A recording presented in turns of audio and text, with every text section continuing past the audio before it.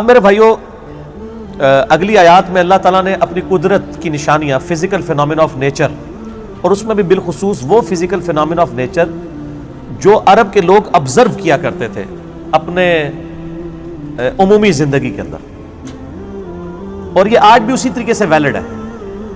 Even اس آج کے modern دور میں بھی اکثریت اس منظر کو آبزرو کر رہی ہے. اللہ کی قدرت کی بڑی بڑی نشانیاں جس سے انسان خدا تک پہنچ سکتا ہے. التذکیر بآلاء اللہ، اللہ کی قدرت کی بڑی بڑی نشانیاں. فبأي آلاء ربكما تكذبان افلا ينظرون الى الابل كيف خلقت. اے انسان، کیا تو نے کبھی غور سے دیکھا کہ ہم نے اونٹ کو کس طرح تخلیق کیا ہے؟ ہائے ہائے ہائے، سر زمین و آسمان کی ساری مخلوقات مل کے، سارے بزرگ فرشتے مل کے ایک اونٹ نہیں بنا سکتے. اونٹ تو بہت بڑی بات ہے، اونٹ کی ایک کوہان نہیں بنا سکتے. اس کے جگر کے اندر اللہ نے جو کیپیسٹی رکھی ہے وہ نہیں. یہ اتنا غیر معمولی جانور ہے، ریگستان میں 1 مہینے تک بغیر پانی پیے یہ ٹریول کر سکتا ہے، سٹور کر لیتا ہے اپنے اندر پانی. اپنی مرضی سے سٹور نہیں کرتا، اللہ نے اسے ایسا بنایا. اسے تو پتہ بھی نہیں ہوگا کہ میں کیوں سٹور کر لیتا ہوں. جیسے ہمیں نہیں پتا کہ ہم کھانا پینا جب کر کے فارغ ہوتے ہیں تو ہمارا معدہ کس طرح اس کو ہضم کرتا ہے، چھوٹی آنت کے اندر، پھر بڑی آنت میں کیا ہوتا ہے، اور کس طرح ہمارے گردے ورکنگ کرتے ہیں. ہمارے کسی بزرگ کو بھی نہیں پتا، ہمیں بھی نہیں پتا. اس جانور کی مثال دی جس پہ پوری عرب کی اکانومی ڈیپینڈنٹ تھی، کیونکہ عرب میں اگتا تو کچھ بھی نہیں تھا، تجارت ہی کیا کرتے تھے. جو وہاں پہ کچھ چیزیں تھیں وہ لے کے، کھجوریں لے کے چلے جایا کرتے تھے اور چیزیں، اور اس کے بس باقی لوگوں سے غلہ لیتے تھے. بارٹر سسٹم چل رہا تھا، تو ان کا سفر ریگستان میں ہی ہوتا تھا شام کی طرف. اب اونٹ کے اوپر اگر پانی سٹور کریں وہ بہت زیادہ، اتنا کہ جو اونٹ کو بھی پلایا جائے اور خود بھی پیا جائے، پھر تو وہ سفر کر بیٹھے. اپنی سٹوریج کا اونٹ پہ رکھتے تھے اور اونٹ خود اپنے اندر سٹور کر لیتا ہے.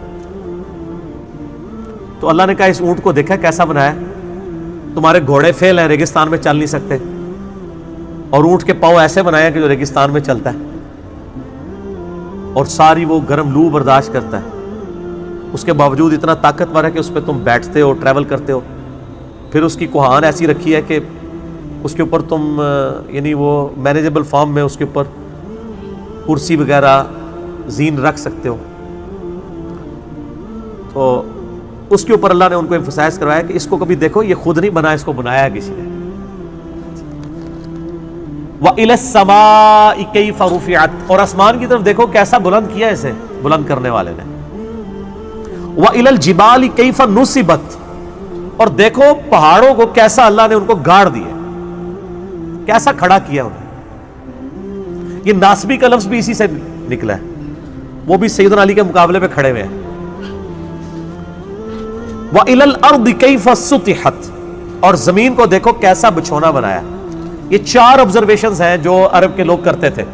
یعنی اب ایک بندہ آپ امیجن کریں ریگستان میں سفر کر رہا ہے، اسے کیا نظر آئے گا؟ سبزہ تو کوئی نظر نہیں آنا، اوپر آسمان، نیچے زمین، اور دور پہاڑ، اور خود اونٹ پہ. یہ 4 ہی آبزرویشن ہوگی نا. اونٹ نظر آئے گا اسے، زمین نظر آئے گی، آسمان نظر آئے گا، یا دور دراز اگر کوئی پہاڑی ٹیلے ہیں تو وہ نظر آئیں گے، اور کچھ بھی نہیں. تو یہ ساری کی ساری چیزیں دیکھو اور اس سے اللہ تک پہنچو. اسی کو کہا گیا التذکیر بآلاء اللہ. الفوز الکبیر فی اصول التفسیر میں شاہ ولی اللہ دہلوی نے کہ قرآن کی آیات کی انہوں نے جو کیٹیگریز بیان کی ہیں ان میں سے ایک کیٹیگری یہ بھی ہے کہ فزیکل فینومینا آف نیچر سے آپ اس رزلٹ پہ پہنچیں گے کہ God is the only explanation of all the physical phenomena in this universe. خدا کے علاوہ کوئی وضاحت نہیں ہو سکتی یہ تمام قدرت کے مظاہر کی. فذکر، اے نبی علیہ السلام پس انہیں سمجھاتے رہے. انما انت مذکر، بے شک آپ تو تذکیر کرنے کے لیے بھیجے گئے.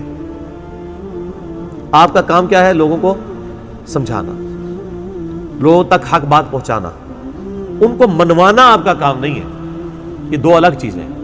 میرا یوٹیوب پہ کلپ ہے، علماء اور جہلاء دونوں ہی ناقابل اصلاح ہیں. یعنی جو ٹولے ہوئے ہیں گمراہی پہ آپ ان کو سمجھائیں گے.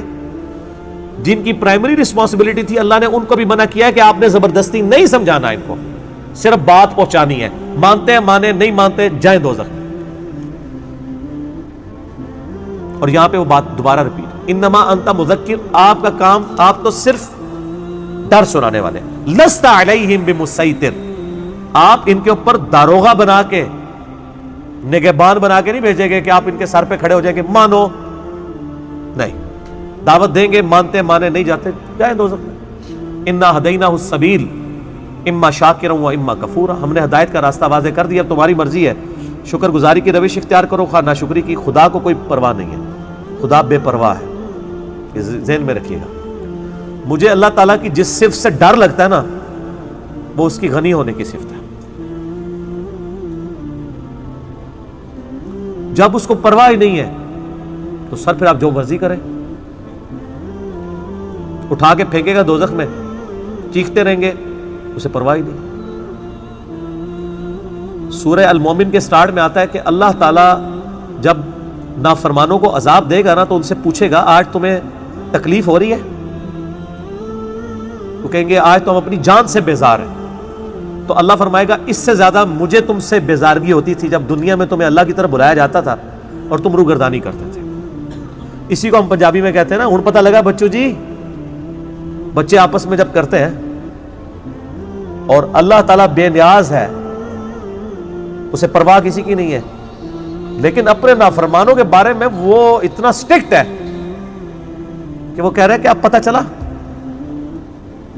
ہمیں بتایا کہ نہیں اللہ کو کون سی نمازیں چاہیے، اللہ ہماری نمازوں پہ ہے، فرشتے تھوڑے ہیں، وہ بڑا غفور رحیم ہے، اور آدھی بات بتاتے ہیں، جبکہ قرآن میں سورۃ الحجر میں ہے اے نبی الاسلام میرے بندوں کو خبر دے دو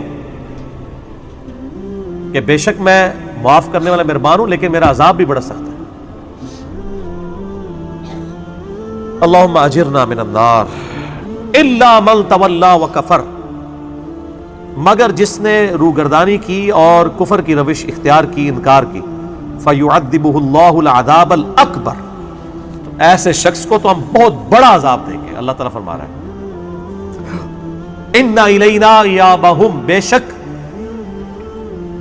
ہمارے پاس ہی لوٹ کر آنا ہے ان سب کو۔ یعنی انسان ویسے اللہ سے بھاگ نہیں سکتا، وہ سورہ رحمان میں بھی آتا ہے نا، اے جن و انس، کسی میں قدرت ہے نا بھاگنے کی تو نکل کے بتاؤ، تم جہاں بھی جاؤ گے اللہ کی سلطنت پاؤ گے۔ انسان اللہ کی سلطنت سے بھاگ نہیں سکتا، تو جس سے آپ بھاگ نہیں سکتے، جس سے آپ جان نہیں چھڑا سکتے، تو اس سے بچنے کا طریقہ ہی ہے کہ اس کی پناہ میں آ جائے، اور یہی پیغمبر دنیا میں بتانے آتے ہیں۔ تو اللہ تعالیٰ ہمارا دنیا میں اگر کوئی ہم سے روگردانی کی روش اختیار کر رہا ہے تو کوئی مسئلہ نہیں ہے، کدھر جائے گا بھاگ کے، مر کے میرے پاس ہی آنا ہے نا، کتنی دیر زندہ رہنے کا۔ ویسے تو وہ دنیا میں بھی عذاب دے سکتا ہے، لیکن اس کی ایک عادت ہے کہ دنیا میں ڈھیل دیتا ہے۔ وہ تو سورہ فاطر میں ہے کہ اگر اللہ تعالیٰ لوگوں کو ان کے گناہوں پہ دنیا میں ہی پکڑنا شروع کر دیتا تو روئے عرض پہ کسی کو سلامت نہ چھوڑتا۔ کیٹاگوریکل سٹیٹمنٹ ہے، کوئی بھی نہ بچتا۔